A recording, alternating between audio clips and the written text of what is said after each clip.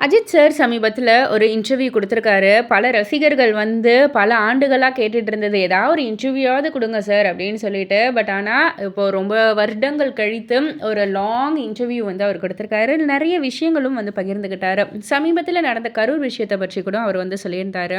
அதில அவர் என்ன சொல்லியிருந்தாருன்னா, "நான் யாரையுமே குறை சொல்ல விரும்பல. கரூர் கூட்ட நெரிசல் சம்பவத்திற்கு ஒருவர் மட்டும் பொறுப்பு கிடையாது. நாம் அனைவருக்கும், ஊடகங்களுக்கும் அதில வந்து பங்கு உண்டு.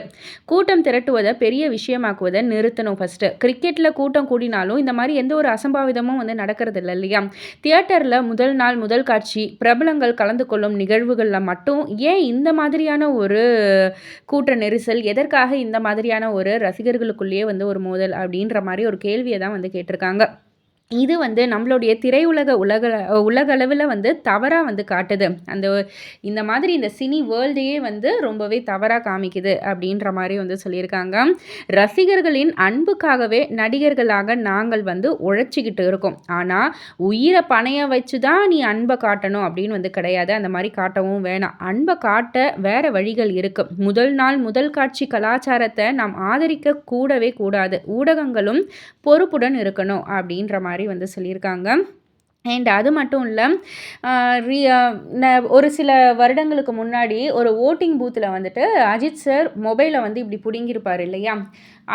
அத பத்தியுமே வந்து அவர் சொல்லியிருக்காரு. அதாவது நான் மொபைல்ல வந்து புடுங்குன அந்த ஒரு பர்ட்டிகுலர் ஒரு வீடியோ மட்டும் வந்து சோஷியல் மீடியால வந்து ஷேர் பண்ணி, நான் வந்து ரொம்ப அரகன்ட்டா நான் வந்து பிஹேவ் பண்ணதா வந்து போட்டிருக்காங்க. பட் ஆனா, அத கவர் பண்ணவங்க சுத்தி இருக்கிறதையும் வந்து கவர் பண்ணியிருக்கணும். அதில வந்து ரூல்ஸ் வந்து தெளிவா வந்து போட்டிருக்கு. அதில வந்து மொபைல் ஃபோன்ஸ் இந்த மாதிரி ஃபோட்டோஸ் எடுக்கிறது இதெல்லாம் வந்து சுத்தமா ப்ரோஹிபிட்டட் அப்படின்னு வந்து போட்டிருக்கு.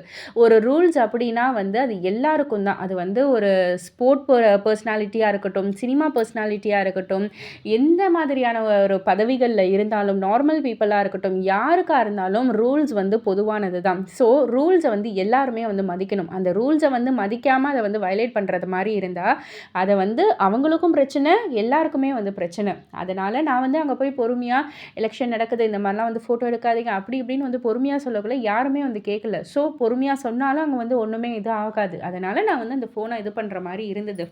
ட்ராக் பண்ற மாரி இருந்தது. ஆனா, அத வந்து ஒரு வயலன்ட்டா வந்து பிஹேவ் பண்ணிட்டாரு, அரகன்ட்டா பிஹேவ் பண்ணிட்டாருன்னு சொல்றாங்களே தவிர, பட் எல்லாத்தையுமே வந்து யோசிச்சு பார்க்கணும். ரூல்ஸ்னா அது எல்லாருக்குமே ரூல்ஸ் தான் அப்படின்ற மாரி வந்து சொல்லியிருந்தாங்க. ஸோ இது எல்லாமே வந்து ரசிகர்கள் மத்தியில இன்னமும் வந்து அதிக மரியாதையை ஏற்படுத்தியிருக்கு நம்ம அஜித் சார் மேல அப்படின்னு கூட சொல்லலாம்.